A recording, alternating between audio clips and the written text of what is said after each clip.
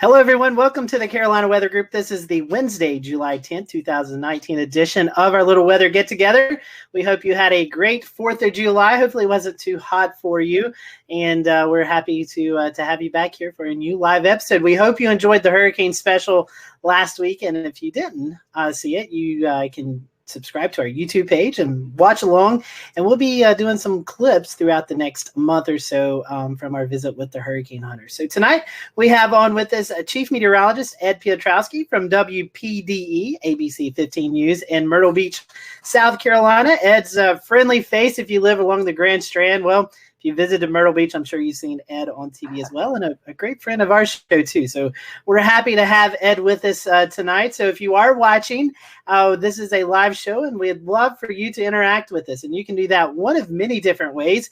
You can follow along on our Facebook Live or our Periscope streams, or you can tweet us at Carolina WX Group. And if you have any questions for Ed or for the panelists throughout the show, just tweet those to us, and we'll be monitoring it throughout the evening, and we'll throw out some questions if you have any or some comments, and we appreciate that. And if you're listening on the podcast version, we'll let Ed give out some of his social media information towards the end of the show. That way, if you're visiting Myrtle Beach or if you have a question about Myrtle Beach weather, you can tweet or Facebook Ed, and he can get you the answer for it. So again, this is show number 283. We are closing in on our 300th show, and excited about that as well. So with that, I want to bring in our guest, Mr. Ed Piotrowski. Ed has been a friendly face to the show. He's been on several times, but tonight we don't really have a set topic. We're going to get to know Ed. We haven't done one of our get-to-know shows for the past few months, so we thought Ed would be a great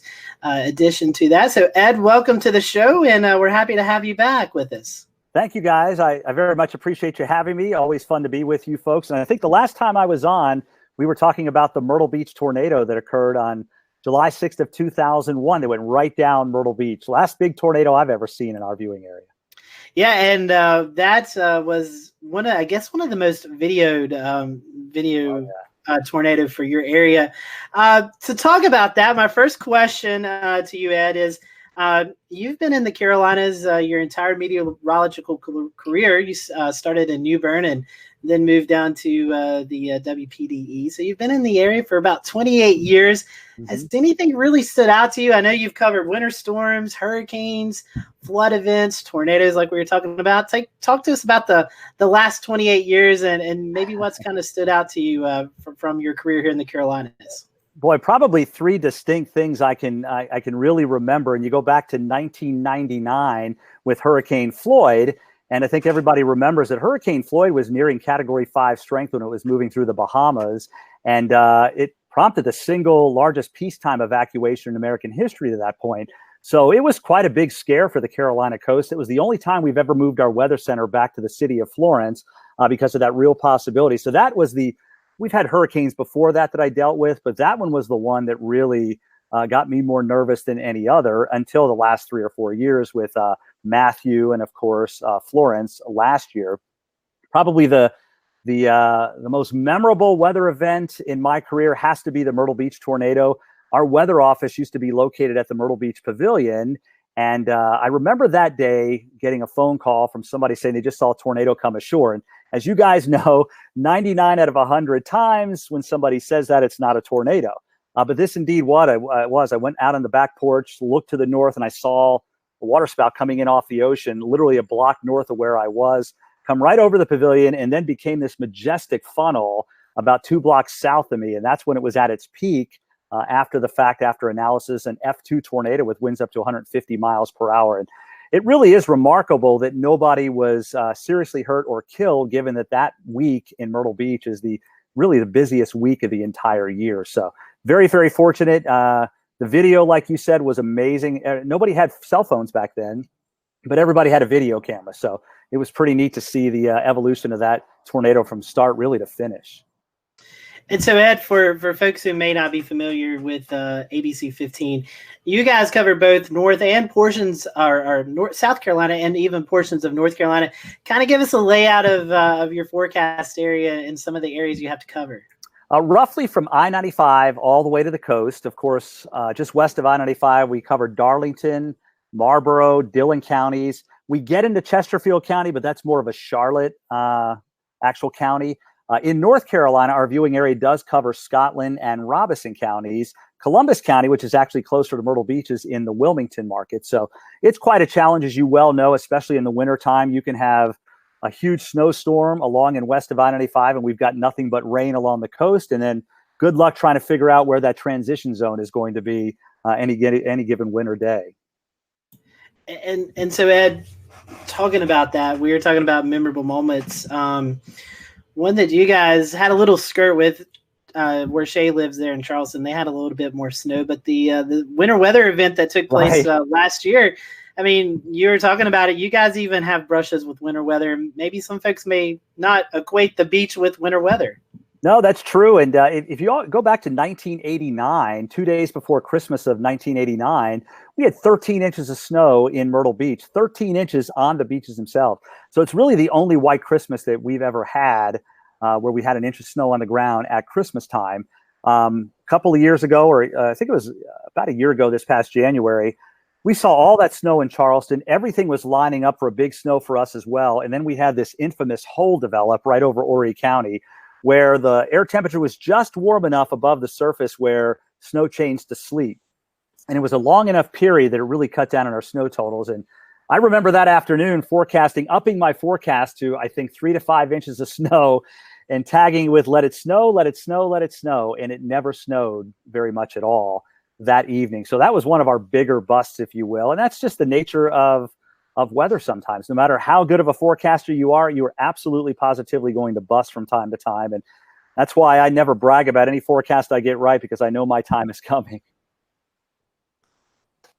So Ed, being a TV meteorologist, it's a totally different game from the National Weather Service forecasters and all the other, maybe more private sector meteorologists that do agricultural consulting. But you're actually on air during some of these huge weather events, such as you mentioned Florence and Matthew over the last couple of years. Tell us a little bit about how nerve-wracking it is to be in the studio while these storms are bearing down, and you're providing your viewers with accurate and up-to-the-date information as best as you can. Yeah, that is quite the challenge, because there's a lot of uncertainty, as we all know, as you get farther away from an event. And to go on television each and every day, it's important to be very confident in what you're saying. That doesn't necessarily mean you know what's going to happen, but you've got to be honest and confident in why you don't know exactly what's going to happen. And then you fine-tune the forecast and you get a better idea. You hone in on a solution as you get closer and closer. For me, it's most important to never sensationalize anything. If I don't know what's going to happen, I'll tell you that. And I'll tell you when you should come back to find out when we think we'll know. Bottom line, people depend on not only accurate information, but stuff that's not sensationalized.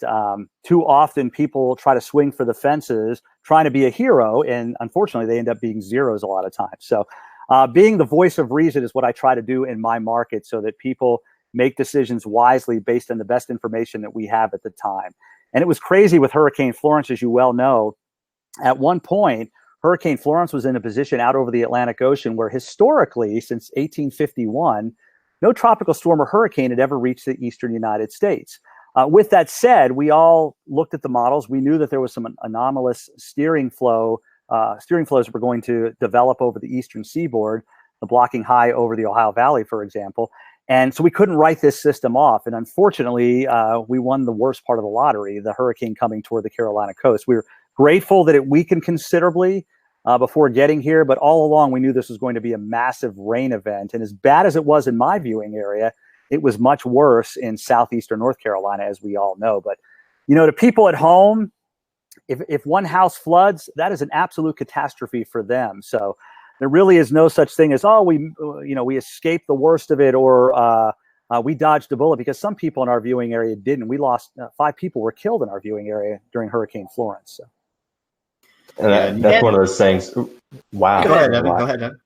Okay, so that's one of those sayings with Florence that people honestly are still, I'm sure, struggling from, and the impacts even just a year later. Can you tell us a little bit more about Matthew from a couple of years ago? I guess it's been 3 years now. Yeah. And what that was like in your viewing area. Well, Hurricane Matthew dumped more than a foot of rain, especially inland from the immediate coast. And little town called Nichols, which is in Marion County, sits between the Little PD River and the Lumber River. Both of those rivers severely flooded, and nearly 95% of that town actually went underwater. And those people have homes that were passed down from one generation to the next, so they were not able to rebuild. A lot of them were not, because they just didn't have the money to do so. So eventually they got more help. People started to rebuild, and then the same thing happened again during Hurricane Florence. So for some people, they've lost their homes 2 times in about 3 years. But Matthew was the crazy storm, and that it was weakening rapidly. It was becoming non-tropical and spreading out. And we had some very strong winds on the backside of the system that pretty much surprised everybody. And basically what happened there, as a storm was spreading out, it was also drawing in some drier air just below the rain level. And as that was happening, rain was falling into that drier air where the winds are stronger, of course, and it cooled the air. And that came crashing to the ground, producing 60 and 70 mile per hour wind gusts over a large part of our viewing area after the storm was beginning to move away, which is almost unheard of with a hurricane. So that was quite surprising to see. But the GFS actually picked up on that a couple of days before. Yeah, and just to touch on that, Ed, I remember I rode that storm out down in Bluffton, and I was still a firefighter at that time. I remember there being a huge fire up in North Myrtle Beach that was wind driven. The firefighters were unable to fight the fire, and they had 5 or 6 houses on fire at one time that were wind driven by 70 mile per hour winds. I mean, some of the stuff we saw during that was insane. Yeah, that was incredible. And as you mentioned, the wind was so strong they couldn't do anything about it. And I think Summer Dash, who's our main anchor now, she actually was there and put that video on Facebook, or was live on Facebook with it. And it literally got millions and millions of views because of how extraordinary this fire was during a raging windstorm and rainstorm as well.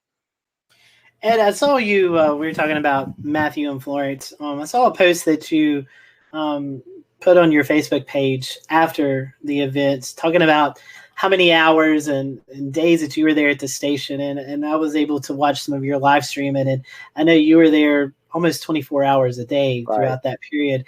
For those folks who may be interested in weather in the broadcast section, talk about what goes in behind the scenes when you're preparing for a major event like this. I know you guys have 3 or 4 meteorologists and you have a lot of producers, but talk about the preparations that you guys, not only are you have to deliver the news, but you're also worried about your family. So kind of talk to us about the life and day of a week of preparing for a hurricane like you did last year for Florence. Sure.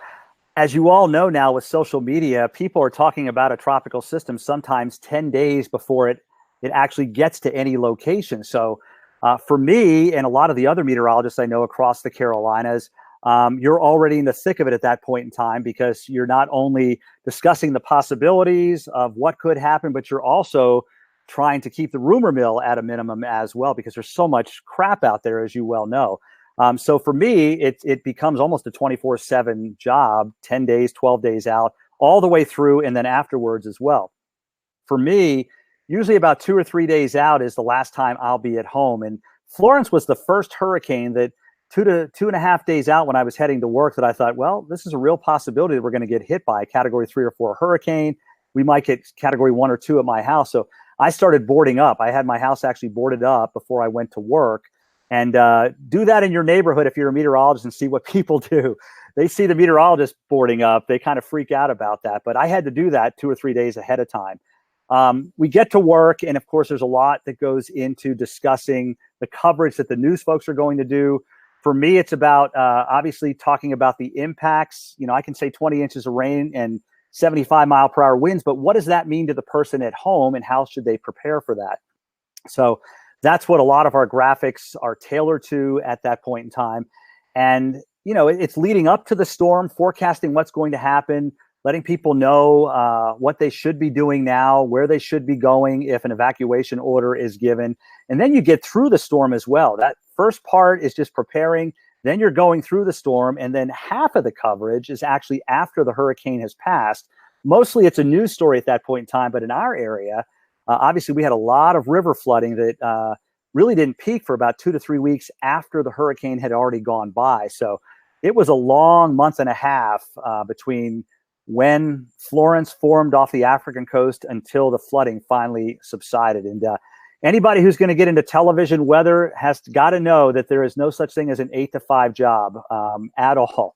Bottom line is you're going to work many hours during big events, what I call the Super Bowls of weather. There's probably 8 to 10 of those a year in your television market. That's when you need to be there the most for the people that you actually serve.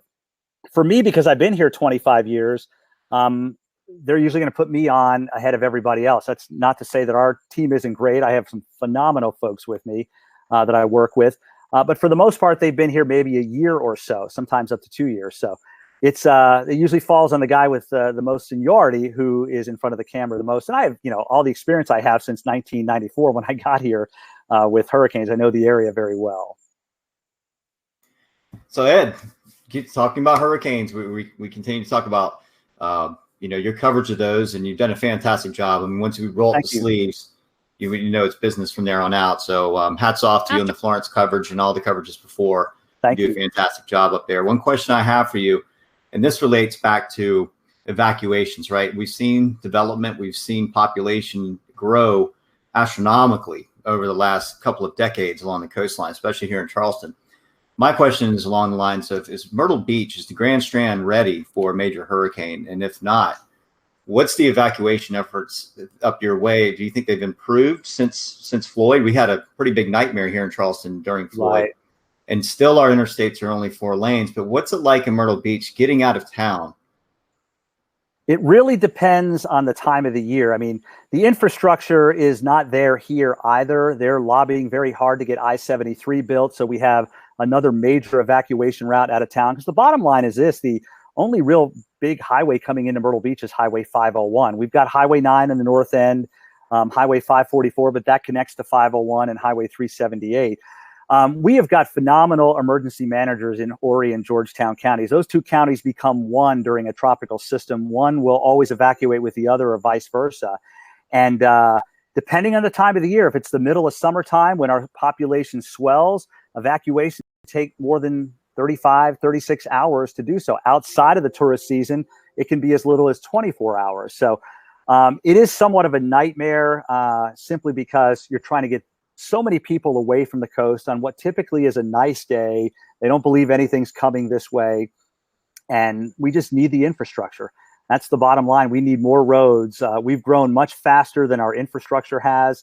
And it doesn't look like that's going to be alleviated anytime soon. So, I always tell people just evacuate. You'd much rather be safe than sorry. 4 out of 5 times, you're not going to get hurricane force winds. But the one time you don't evacuate could be the time you're stranded and nobody can help you.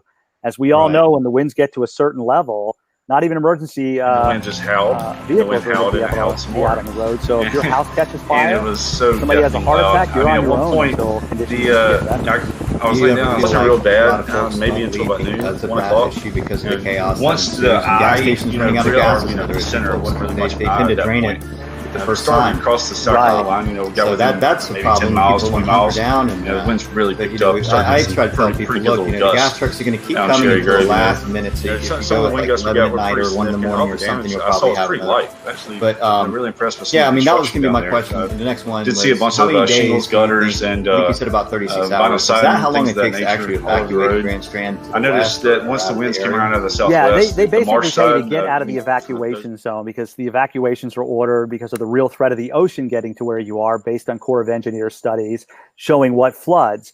So it's just basically getting out of the evacuation zone. But we have 1 million extra people along the Grand Strand in the summertime. So you've got to get all those people out as well. So, and don't quote me on it, it's at least 36. It could be as high as 42 hours, I think, for total evacuation of the Grand Strand. And remember, that's got to be done before the first tropical storm force winds actually get here.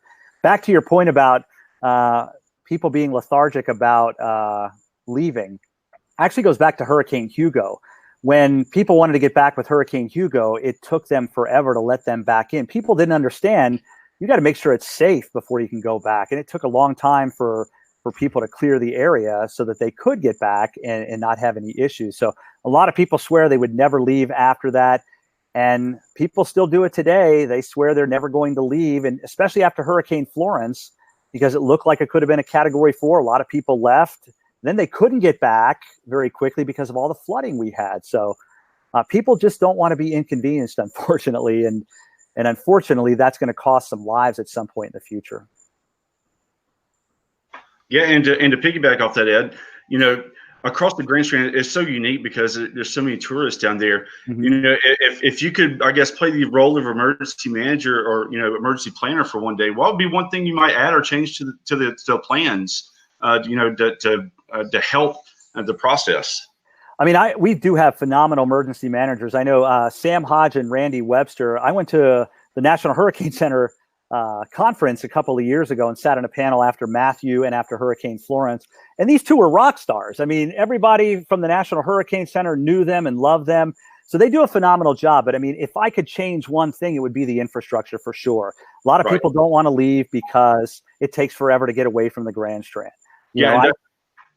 I was going to follow up with it. You guys are so unique because the majority of your population, probably from the end of June to the middle of August, is vacationers. Exactly. And how is it?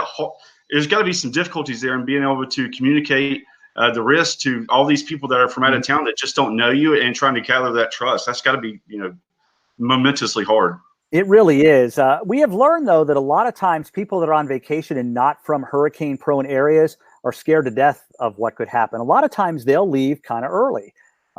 It's the people that have lived here a long time and experienced hurricanes and think they've been through a big hurricane when in reality they have not. Even for Hurricane Hugo in our viewing area, it was a Cat 4 near Charleston.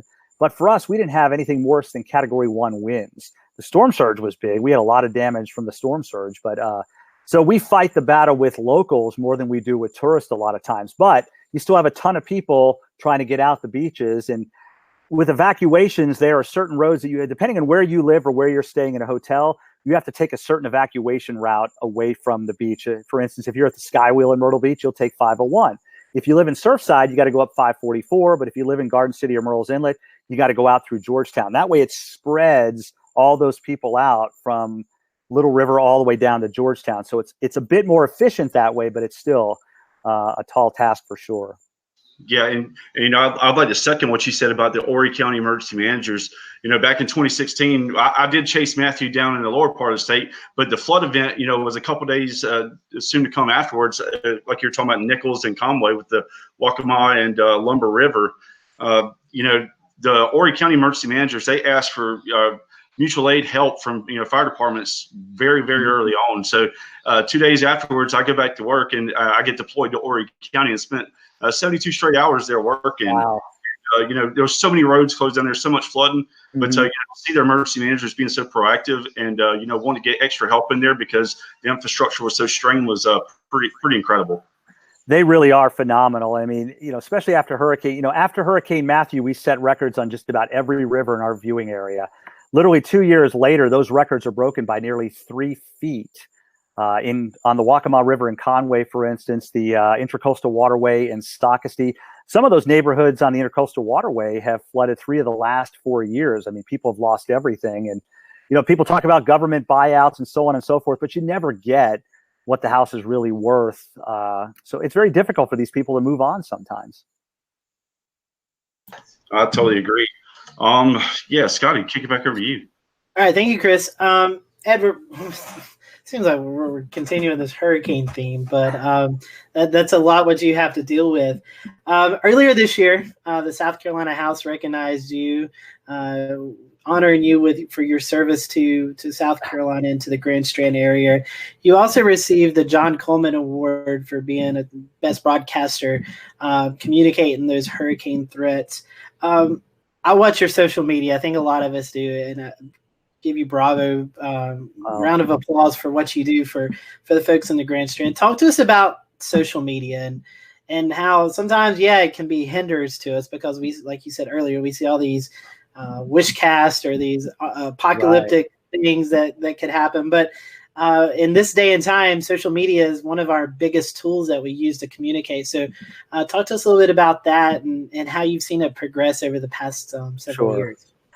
I don't have it figured out at all. I mean, I look to a lot of people for guidance on that. A lot of our friends in the Carolinas, Brad and Tim Buckley, Brad Panovich, Eric Thomas, and some other folks, including James Spann in Alabama, to see how they're doing social media and what's working for them and what's working for me. But social media is another job now. It's actually more work than actually what we do on television, because it is something that's 24/7. People want information now, and a lot of people are not waiting for newscasts anymore. So you've got to give them information. You got to find that balance of doing social media, giving people what they want, but also driving them somehow to watch a newscast to keep you employed. I think we all remember, it was Irma 2017. If I say this name, I'm sure a lot of you are going to remember the name Cuevas Hart. Does that ring a bell with anybody? The guy who put the video together, I think he worked at Walmart, and he put a video together talking about a 50-foot wall of water coming to the Carolina coast with Irma. And this is what the media is not telling you, kind of a thing. So you end up sitting and putting out fires a lot of the time when it comes to social media. But what I love about social media more than anything is it allows me to go into much greater detail and much greater depth with what we think is going to happen in our viewing area. And I learned that during my Facebook Lives during Hurricane Florence. People just were hungry for more information, more than what they were getting on television. So they would tune in at 8 o'clock each night, and I do a half-hour Facebook Live talking about everything that was going on with Florence, why these things were happening or why they were not. And I think that empowers people. The more they know, the more likely they are to make good decisions. And that's ultimately what you want them to do, so that they don't lose their lives in a hurricane or a tornado or anything else. So, and social media is not going away, as we all know. I don't know what the solution is to keep 8th graders and 5th graders from pretending to be meteorologists and putting out these forecasts that are gloom and doom, and they're shared millions of times. It's just crazy, And that's social media. You put a cat on the social media, you get 1 million likes. You put a legit forecast for a hurricane, and people don't like it as much. You know how that goes. That's the most frustrating part about it, for sure. Well, it's frustrating for sure. We could do a whole show about that. Right. One other thing I wanted to mention before I toss it to Peter, because Peter's got a fantastic question coming up. Kathleen's been watching tonight. She's commenting a lot on her Facebook Live, and she's talking about a hurricane box. And I kind of parallel that into, you do a lot of work in the community in the Grand Strait. And you are very passionate about that, and something that I think it's really good to see meteorologists. People see you on TV all the time, but for you to actually be out there rubbing elbows and shaking hands and talking to these folks, talk about how this community work that you do, how it's really helped out, because I see a lot of people watching tonight comment about hurricane boxes and ideas and things they've heard from you. So talk a little bit about being out in the community and the outreach part.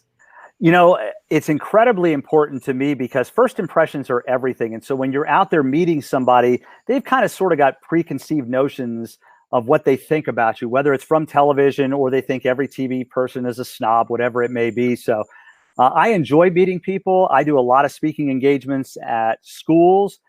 We do a lot of hurricane talks to civic groups, church groups, various organizations associated with towns, and so on and so forth. In fact, I do about 150 speaking engagements a year, and that includes emceeing events as well. But the greatest compliment that I can get is somebody says, I'm just as nice in person as I am on television. And if people think that they know you, they're more likely to trust you. And one of my old general managers once said, you can have all the fancy graphics in the world, you can be the best meteorologist in the world, but if you're not a good communicator and you're not involved in your community, those people may never really trust you. So the more you can get involved in your community, the more trust you build with those folks, and the more they're likely to heed any kind of warnings or information that you're passing along to them. So it's very, very important, in my opinion, to make sure you do that, especially with the kids. They love being on TV. It's a win-win.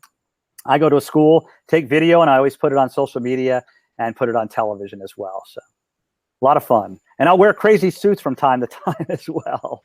No doubt. You wear long sleeve, crazy suits in the middle of the summer. I don't know how you do it. Yeah, I could just see the headline, meteorologist dies of heat exhaustion. It was too stupid. But I actually got that idea. And I don't know if you guys know who Eric Fisher is up in Boston. He wears a snowsuit like the one I have to deliver his winter forecast each year. So I decided to wear that in a parade, and people absolutely loved it. So we eventually moved on to the St. Patrick's Day suit. I was the Grand Marshal for the Sun Fun Parade this past June, so we got that. And it just took off, and I wore a July 4th one as well. So I'm not going to do one for Thanksgiving, I don't think. So, Ed, we'll throw this question out there to you. In your opinion, what does the future look like for the meteorology field? You know, I think that people are always going to watch people on television. Of course, the pie is getting smaller because of, you know, so many cable stations out there. We've got a tremendous amount of ways to get information on your computer and on your phone. There's always going to be a need for a television meteorologist or a multimedia meteorologist. Somebody's going to have to come up with a forecast, put that, you know, on social media, put it on your website, or, you know, eventually on Netflix or something. You're going to go in there and choose what stories of a newscast you want to see, what weathercast you want to see. So I think we'll be developing, you know, more weathercasts for all these different products that are out there, more so than just television. But I don't think television is going to completely disappear. We may conglomerate or, you know, come together and do more as groups. But, you know, my company is Sinclair Broadcast Group, and they tried that consolidation thing or centralized newscasting where they did it out of Baltimore, and they openly admitted it was the worst thing they had ever done, that it was more important to have people in the communities to make sure that they were the ones delivering the information because, again, people knew them and trusted them more. So I think the future obviously is not as bright as it was if you started in this business 20, 30 years ago when you only had 3 channels out there.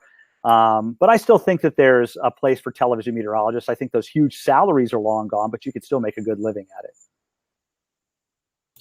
All right, Ed, we're going to end the interview with some fun questions for you. Okay. All right. So first one, it's kind of more of a serious question. Mentors. Who's some mentors in the meteorology field that you look up to? I have 4 in particular, and you guys know them. First one, Eric Thomas. Eric Thomas I've known since 1994. I remember meeting him at a conference, at a Doppler conference in Charlotte. He's actually my best friend and was the best man at my wedding. So that's Eric. Greg Fischel at a WRAL in Raleigh. He's no longer there and happy doing what he's doing now. Rob Perillo, who is a meteorologist in Lafayette, Louisiana, has been through a ton of hurricanes. And some of you may remember or know of Tim Heller, who was at ABC 13 in Houston. 2 guys that I watched a lot when I was coming up through my career because of all the hurricanes that they were experiencing there. So I learned a tremendous amount from those 4 guys on meteorology and delivering the best information so as to not to scare people to death. All right, second question, which I knew you and Eric Thomas were close. So funny Eric Thomas story. You and Eric. Oh my gosh. We were, let's see, what is a funny story with Eric?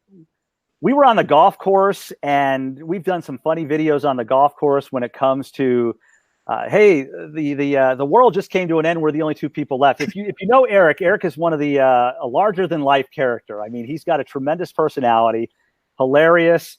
I've pulled some pranks on him. He's pulled some pranks on me, but we just have a lot of fun when we're together. We see each other at conferences mostly, and occasionally we'll see each other if I go to Charlotte, if he comes down to Myrtle Beach. So he's just a great guy. Eric's my mentor too. He was the person who got me into weather. Favorite spot on the Grand Strand? Let's see. I love going to Murrells Inlet, right on the marsh walk there, because it's not overgrown, but you have this beautiful marsh outlooking over Garden City and the ocean.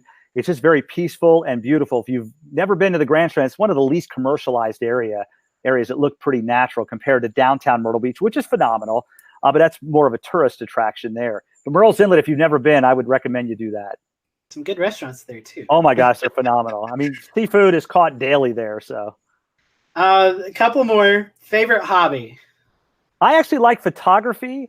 I get a ton of pictures almost every day, it seems like. And about 15 years ago, people were sending me so many photos that about 6 or 7 years ago, actually, I started getting photos about that long ago. But then about 6 or 7 years ago, we decided to do a weather calendar. And it got me interested in photography as well. And several of the guys took me under their wing, so to speak, and kind of taught me basics about manual shooting. And so I'll sit here on my back porch and look over the lake out here and just shoot lightning a lot of times. That's fascinating to me. I just don't want to be the guy that gets struck by lightning. So yeah, photography is probably my big one. Jackson, do you know that? I didn't, but I do now. I think Chris may have to meet up with you, Ed. Y'all can go shoot some storms. I would love to do it. That's my favorite thing when it comes to photography. Same here, man. I love a good lightning bolt. Period. Oh yeah, it's amazing. I've got a couple of good ones. If you look at my Facebook page, I posted one a couple of days ago. In fact, it was a dual lightning strike. So. We retweeted that today on our page. Oh, cool. Yeah, stores the last few days, with all this daytime heating and stuff, there's been some just prolific positive lightning strikes. I mean, huge. Tremendous amount. And boy, those are the most beautiful ones to photograph. I've learned that your best bet is anything within 3 miles is going to usually produce a pretty picture. Anything beyond that gets a little tougher to see. Number one thing on your bucket list to do that you've not done yet. Oh my gosh, move somewhere where the humidity is non-existent. I never have to worry about a hurricane in my life. No, I was born in Hawaii because my dad was in the Marine Corps. So I want to go back to Hawaii. And I also want to go to New Zealand simply because you can experience everything from volcanoes and deserts there to fjords and glaciers. So just from that aspect, I'd love to do those two things. Go ahead. Oh, go ahead. I didn't know you had. I just feel like, after 28 years in the business, if it all ended tomorrow, which I hope it doesn't, I felt like I've accomplished everything I wanted to do. So I could, I hope to get to 60 years old, and that's when I want to retire and just walk away. I don't want to be, Emmitt Smith and go to the Arizona Cardinals and retire and be remembered for that. So I want to get out when I'm still able to walk and have a lot of fun. I think we all can respect that. Last one, I think you've already answered part of this. What's your next holiday suit? I don't know. I don't know that there is a Thanksgiving one. Maybe Halloween, because I know that Opposite is where I got those, and they have a ton of Halloween suits. I got to be careful about wearing them on the air because they're so distracting that people don't really hear what I'm saying sometimes because of the suits. But probably Halloween, I think, is the next one I'll do. You make a good Riddler. What? Yeah, Riddler. There you go. Paint the face up and everything. We'll have to get you hooked up with Larry Sprinkle. He does all these costume changes on Halloween morning during the newscast. So, oh, that's awesome. Larry's quite the character, too. Larry is a good one. Well, Ed, we appreciate your time. I know you have some family and you have the off night, so we appreciate you joining us tonight. If our followers and listeners want to follow you on social media and get the latest information from Myrtle Beach, how can they do that? All right, on Facebook, it's simple, Ed Piotrowski, WPDE. Same for Instagram, and on Twitter, it's Ed Piotrowski. And hey, thank you guys so much for having me. I really had a ball. It's always fun talking weather with other weather nerds like yourselves. And I appreciate everything you do. I really mean that. I love following you guys all on Twitter. I think I just recently started following Evan because I saw him in Charleston. So. Yeah, well, Ed, we appreciate your time, and you're always a nice and always nice to donate some of your time to us, and we certainly appreciate that. And hopefully it'll be a quiet tropical season. You don't have to worry about too much. I hope so. Hey, listen, if you guys are ever down this way, look me up. We'll get together and have lunch or dinner. It'll be on me since we're on my home turf. Thank you so much, Ed. We appreciate it. Thank you, guys. Take care and have a good night. Thanks. You too, Ed. All right, guys, that's Ed Piotrowski. I'm going to toss it over to James. And, James, I think we have some news coming out. We're actually talking about roads and infrastructure, and I think we had a news report coming out talking about that dealing here at the Carolinas and weather. Yeah, Scotty, that's absolutely right. We're going to go ahead and roll some. After North Carolina experienced the wrath I'll lay down about 9 the wind just howled, and the wind howled and just talking about during tonight's Hurricane show Florence about the flooded more than infrastructure in his 1,200 neck of the roads in woods the and also state in just to his north 2018, there all in while Wilmington, repair work from North Carolina, 2016's damage to where Hurricane 30 Matthew city was leaders still across underway the in coastal some regions spots. of North Carolina While coastal are cities asking bear the most federal of the brunt government of for storms, assistance to better Wilmington Mayor Bill prepare for the Sappho next says more big inland flood communities event, are whether that be facing a hurricane destruction. or something else. They're asking for better road structure. Take a listen. Enough's enough. I'm moving to higher ground and saying I'm not going to experience another flood. I've had enough. Forbes Tompkins with the Pew Charitable Trust Flood Prepared Communities Program.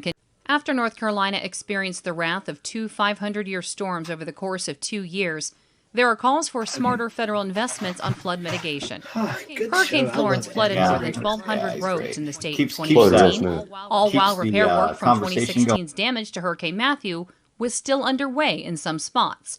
While coastal cities bear most of the brunt of storms, Wilmington Mayor Bill Sappho says more inland communities are facing destruction.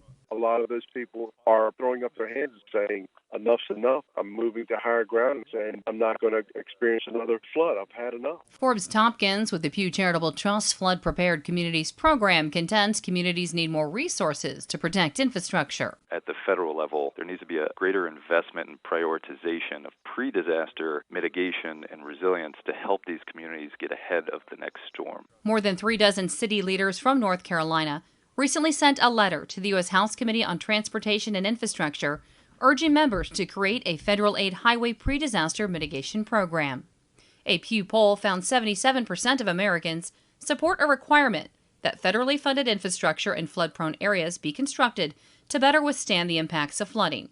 And Tompkins encourages congressional leaders to better account for future flood risk as they work to modernize the country's infrastructure. Just to make sure that when we build something, we're doing it right the first time. Infrastructure is typically designed to last 40, 50, 60 plus years, so we need to account for risk throughout that design lifetime. Sappho adds that flood mitigation plans also should include larger stormwater ponds, upsized pipe infrastructure, and updated and expanded flood risk maps. While researchers predict a normal hurricane season this year, with up to 3 storms becoming major hurricanes, Sappho notes it only takes one to devastate a community. Something is happening in the environment that is triggering these events to take place more frequently, and the impact is much greater. And they seem to be much slower moving storms, much wetter storms, which carry a tremendous volume of water. Data from the National Oceanic and Atmospheric Administration shows flood-related disasters have increased by tens of billions of dollars every decade since the 1980s. For Public News Service, I'm Mary Sherman. Support for this reporting was provided by the Pew Charitable Trusts. And guys, just today, those mayors met yet again to talk about what they are asking for from the federal government, as well as to tour ongoing repairs still in the greater Wilmington area, including Interstate 40, which, as you heard in the report, was cut off during Florence and is still a piece of infrastructure they would like to repair and improve upon ahead of whatever could be next. Scotty? I almost went a whole show without unmuting myself, but I couldn't do it. Thank you for that, James. I appreciate it. And we're talking about tropics tonight. It seems like that is the theme this time of the year. And Shay, the tropics has really peaked up here over the past couple of days, and we are potentially on the verge of seeing our next named storm. That's correct, Scotty. Yeah, we're watching the Gulf of Mexico. We had a system that was over land over the Tennessee Valley known as the mesoscale convective vortex. Really just a conglomerate or an aggregate of storms that holds together with some rotation. And that slid to the south, and this was seen days coming from land out over the water once it hit the water. The NHC and others had a pretty good idea that it might become a potential tropical cyclone. So I'm going to go ahead and share a screen. We can get a good look at this thing. And today when Hurricane Recon went out, they didn't find any well-defined center of circulation out there. But right now, here in the last frames before sundown, we see that explosion of convection out there.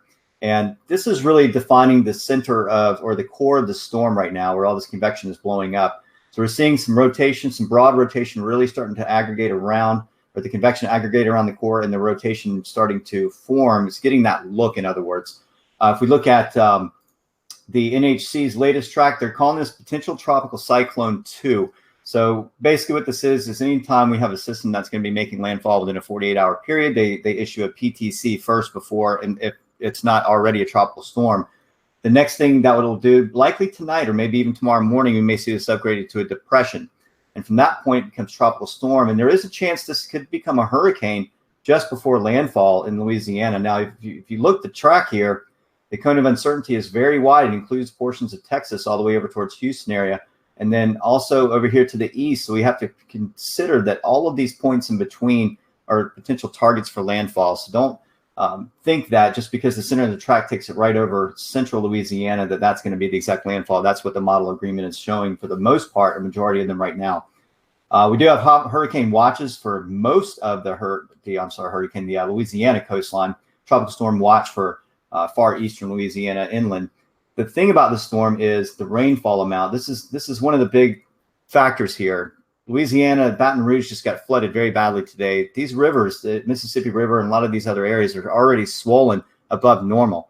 So we're talking about dumping another foot and upwards towards 18 inches of rain on some of these areas as the storm makes its way north up into that area. So, and even pushing further inland up into Arkansas, it's going to get kind of caught between high pressure to the north and Atlantic high pressure to the east. And it's going to get kind of wrapped up around a blocking pattern that's to the north that's going to be heading east. So that's what's going to be drawing it up through the heartland of the United States. If we look at the storm surge warning for right now, we're seeing storm surge effects. Let me pull this down here. And this is where the storm surge watch is. We don't have any footage of water yet for this. I think right now they're thinking maybe 1 to 3 feet as of this point. But if it becomes a hurricane, of course, that will go up. The storm surge amounts will go up. Either way, I think the eastern side of the storm is where the biggest surge is going to come up with that southerly convergence into the coastline. So that's something to definitely watch. We look at the arrival time of winds. Let me go ahead and put this out. We're looking at tropical storm force winds arriving as early as Friday morning for Louisiana. We could see some of those outwards effects by Thursday night. But if this becomes a hurricane, of course, that wind field will expand. You may start to see those tropical storm force winds arriving even earlier, maybe even tomorrow or Thursday, midday to afternoon. So keep that in mind as well. If we look at a quick broad perspective or using our data scope product, we can see the winds coming in from all the directions. You can see where the center of circulation is somewhere about here. Closest winds, the strongest with Pensacola buoy hitting about 25 miles an hour, and that's well away from the center. Hurricane Recon is out there right now. They found some winds roughly up towards 35 knots, but not consistent enough to really get it up to that tropical storm status yet. So I still think it's taking its time. We'll know over the next 24 hours what this system is going to be capable of. I think all eyes need to be on the coast. If you don't have a plan, make it now. This is the time now to start preparing. If you live along the Louisiana, Texas, and even Mississippi coastline, especially if you're on the rivers, those advisories, flood warnings, all those are to come. But as far as right now, we have storm surge, high winds, heavy rains, and flooding. Those are going to be the main factors right now. And that doesn't include even some of the severe effects that happen further inland with tornadic activity. So this is going to be a real problematic storm for the next few days for the northern Gulf of Mexico coastline. Scotty, back to you. Yeah, and just to catch in right before we kick it back to Scotty, Shay, I saw the National Weather Service put out some information earlier that they were going to be doing special soundings every 6 hours from National Weather Service sites along the Gulf Coast to better sound the atmosphere to ingest into the hurricane models to kind of get a better idea, hopefully, of what this thing is going to do. No, that's right. Yeah, a lot of Weather Service offices, they start activating the weather balloon readings. They even supplement it. Some of the universities will supplement that with their own weather balloon readings. And then the Hurricane Recon drops soundings as well. We get air temperature, we get pressure. We also get gauges down into the water. They drop sondes into the water to get the depth of the warm water layer. And that's another factor is the sea surface temperatures are extremely warm. We're talking upper 80s to near 90 degrees along the immediate surface and probably edging down towards 40, 50 feet below the surface. So there's plenty of fuel. If this storm stays on the move and doesn't stall, it will continue to pick up more momentum over those warm sea surface temperatures. If it does stall for any reason, it may churn waters up and may get some cool water up on it that may stave it off a little bit. But as far as the NHC is concerned, this does have every bit of potential to become a Category 1 hurricane right before landfall. And Shay, that was one thing I was wanting to bring up with you. The track is really key. The further you can get it away from the Louisiana coast, you get those warm waters, and you're just talking about how warm the Gulf waters are. And that is, like you said, pretty high for this time of the year. I mean, this is normally ocean temperatures we'd see in mid to late August. Am I not correct? That depends. Sometimes you get warm air, you get hot air fluxing in the Gulf. It's been really driven by high pressure for the most part this summer with the subtropical ridge. Let me put it on sea surface temperatures here. Subtropical ridge has been really removed to the far north during this El Nino season. So it's just allowed a ridge or a blocking pattern over the Gulf for the most part. And so the waters have just been heating up down there without any tropical activity or fronts to make it down or any areas of low pressure spinning up to help churn the waters. This is what occurs. I mean, this is kind of normal for this time of the year where Tampa Bay and some of those inland water spots, coastal breaks may see those low 90s. And that's also driving red tide, which is another topic. But either way, you can see the sea surface temperatures are just baking hot. You know, we're talking, 88, 89 for portions of Louisiana, upwards. I think I saw 90 up in maybe Bayou, Benaview, one of these areas. I saw 91 degrees. So, a little bit further offshore, maybe slightly cooler, but really you're talking 82 degrees is a magic number. 82.4 for a tropical system to really feed off of, and this is several degrees over that. So it's not almost the perfect ingredients to build a tropical storm, especially with upper shear being relaxed aloft. There isn't really anything tearing the cloud tops off of the system either. It's just a matter of how fast we can get it on land before it intensifies even further. Yeah, and to reiterate, I know watching some of the comments, this is really no effects to the Carolinas as of right now. This will be more of a Gulf Coast storm, especially if you live anywhere between Mississippi, Louisiana, into Texas. So if you live along the Carolina coast right now, this doesn't seem to be an issue at all. Talking about Carolina weather, as we got just a few more minutes here of our show, it looks like we're going to see some pretty warm temperatures coming up in the area. Evan, I know you monitoring that. You were talking about how it was warm yesterday in the mountains, and we had a little bit of a wedge here in the Piedmont, but it looks like the warm temperatures are going to be heading our way quite quick or quite soon as we get into the weekend, into next week.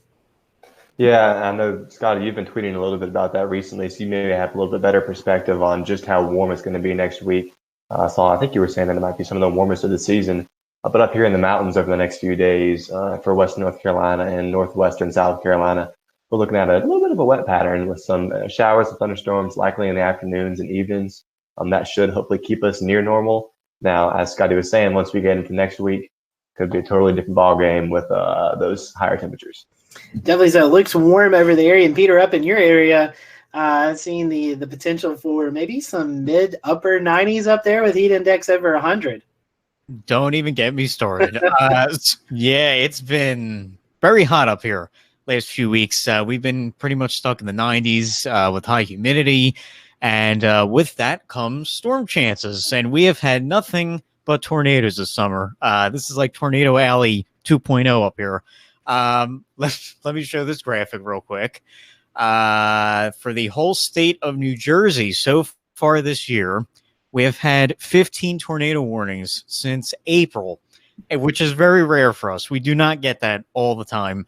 We'll maybe average about 2 tornadoes a year, if even that actually touch the ground. So now we've been up to 4 tornadoes have touched the ground, mostly in South Jersey. And yeah, it's been a crazy, crazy summer and spring so far. Also, severe thunderstorm warnings. We're up to 121 since March, which is also kind of rare. So, I don't know. They have us be here in Western North Carolina. I mean, this is just nuts. Peter, have there been any injuries or casualties as a result of these tornadoes? So far, there has not. No injuries or deaths, so that's the good thing. And the thing is, these have been just popping up out of nowhere, pretty much. There hasn't been any tornado watches. They've just been little supercells that pop up, and they just rotate within a couple minutes. So it's been crazy. That is, I know that severe thunderstorm warning count's got us beat in the Western North Carolina. Chris, are you looking over anything over the next week for the Midlands of South Carolina before we close out? Basically, this same air mass, this same little pattern is going to continue every day with the above normal chances of rain every day.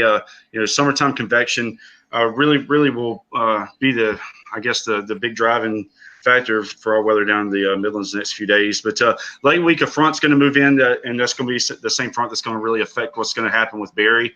And as that does, the rain chances are only going to increase for the weekend. As far as temperatures are concerned down in the Midlands of South Carolina and really down toward the coast, we're going to be a lot more closer to near normal as far as temperatures are concerned. But every day and every evening, expect these pop-up rain showers to continue with no real big synoptic support, nothing really to help it over the top. These storms are just going to, develop, and they'll do their thing for about 30 minutes, and they'll decay, put off a huge outflow boundary, which creates a low-level convergence and helps kick off more storms. So just be prepared for that for the next few days, and temps are going to stay warm. Yep, and to Chris's point, we have the Bermuda or Bahamian high, whichever one it wants to be. The blocking pattern off the southeast coast just keeps it in check. So it looks like a cold front will come here to die as usual. And so that's where it will trickle out over your house, Chris, and you'll get most of the storming, and then we'll get sea breezes here at the coast. Nice return flow. It's going to feel like being in a convection oven. And to Chris's point, and we'll log off after this, he was talking about how slow these storms move. A friend of our show, Tim Buckley, he tweeted out a graphic about an hour or 2 hours ago, and he said he had an angry phone call from a viewer in Winston-Salem talking about they've had no rain at all when he's been forecasting rain. And so he showed a picture of the whole area over the last 7 days. There's portions of the northern foothills of his area that picked up anywhere between 6 to 7 inches of rain, 3 to 5 inches of rain in Greensboro. And Winston-Salem is kind of in the middle of both of those, and they had like 1/10 of an inch of rain. So wherever these storms do pop up, they do produce a lot of heavy rain. I think there's been some flash flood warnings out for the Columbia area over the past last night or the past couple of nights, and some severe thunderstorm warnings. So these are some slow moving storms. So if you get under one, it may cool you off, but there may be some repercussions from that as well. So yeah, that makes the probability of precipitation very hard to forecast, because when you get storms lining up in one area, they tend to fire off the next day under the heat. So it's almost like it's a repetitive process over those same areas over and over again. And we see that sometimes just inland here, and especially in Columbia, some of those areas, especially even we get into like soil content, right? Like clays and loams and sand hills and things like that can all factor into it. So, when you see 20% chance of rain, just remember there's a 20% chance that it will rain. It means it's 20% chance it'll rain over the entire area, or percent chance that it'll rain in 20% of the area that's being forecasted. So a little bit of a tricky situation there with forecasting rain, but just be patient. It will come. It will come. That is right. Well, guys, thank you for watching tonight. We appreciate you joining along. Next week, we have Dr. Ben Myris. He is from the USGS, and we're going to be talking about landslides, something that you may not kind of think about during the weather, related to weather, but these are totally related to heavy rain events. And we've definitely had our fair share of heavy rain events in the upstate of South Carolina and western North Carolina over the past couple of years, and that's resulted in some landslides. So we're going to talk about landslides next week, talk about what causes them and maybe what you can do to prepare for them. So we hope you will be with us again next week as we have Dr. Ben Myris on from the USGS. So for everyone here at the Carolina Weather Group, we hope you have a great rest of the week. Have a great weekend. Stay cool out there. And we will see you here for another episode of the Carolina Weather Group next Wednesday night. Have a great night, everyone.